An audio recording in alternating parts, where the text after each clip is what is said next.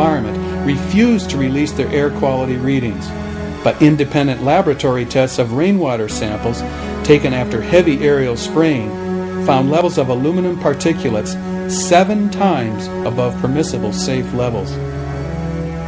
Other instruments later measured a dramatic drop in solar radiation below these artificial overcasts.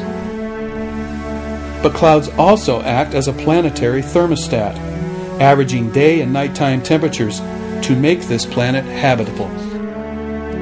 NASA scientists say that even a small change in this delicate cloud balance can, quote, eliminate global warming or greatly enhance it.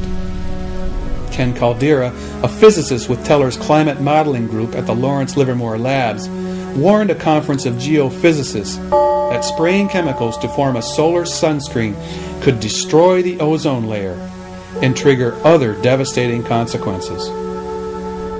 Whatever chemtrails are meant to accomplish, the weather is getting worse. 1999 was the hottest ever recorded in the United States. Winds that hit Europe on the eve of the millennium knocked down 400 million trees, shut down 2 nuclear power plants, killed hundreds of people, and stranded millions more without lights or power from the Netherlands to Naples. For the first time, waterspouts were seen off Vancouver, Canada, and explosive jet stream winds touched down across the United States. Falling temperatures, strong winds, and rain often follow chemtrails, along with acute ailments among people and animals on the ground. Since heavy chemtrail spraying began almost 2 years ago, just about everyone, it seems, is sick or has been ill or knows someone who is sicker than they have ever been before. During the 1999-2000 flu season, the Centers for Disease Control tracked a 31-week epidemic of fatalities from pneumonia and influenza-like illness. But when actual lab tests were carried out on patients jamming doctors' offices and emergency rooms across the U.S., 70% or more did not have the flu. The CDC says an unknown pathogen could be responsible for high death rates, particularly among the elderly, as well as drastic ailments whose origins doctors cannot diagnose.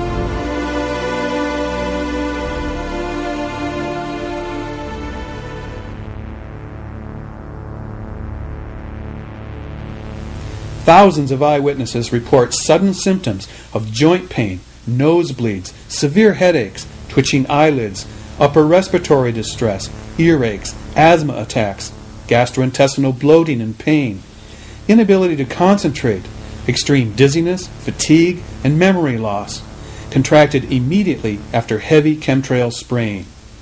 Can this be coincidence?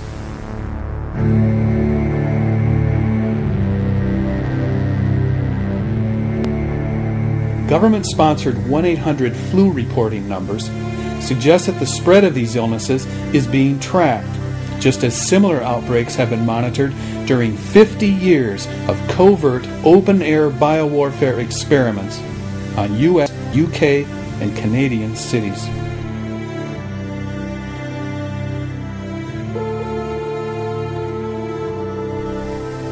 Though few people are aware of this fact, it has been legal to conduct chemical biological warfare tests on the American public for decades.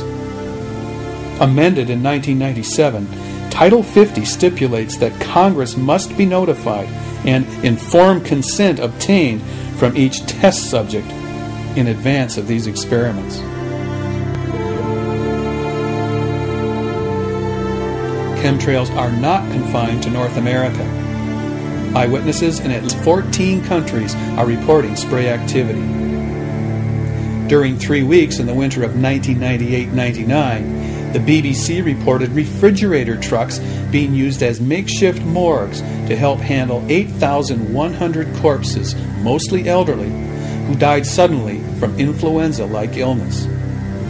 But the media failed to report the giant white X's over Birmingham and London, as more than 91,000 sick Britishers swamped hospitals and ambulance services.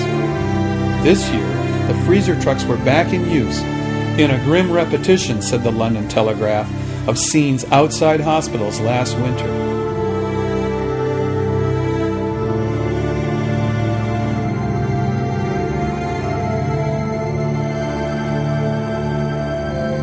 Once you accept that chemtrails are not contrails, the realization sinks in that the Earth and its inhabitants are being subjected to unprecedented experimentation without our knowledge or permission. In the face of official denials that anything suspicious is going on, the internet and radio airwaves are rife with anxious speculation.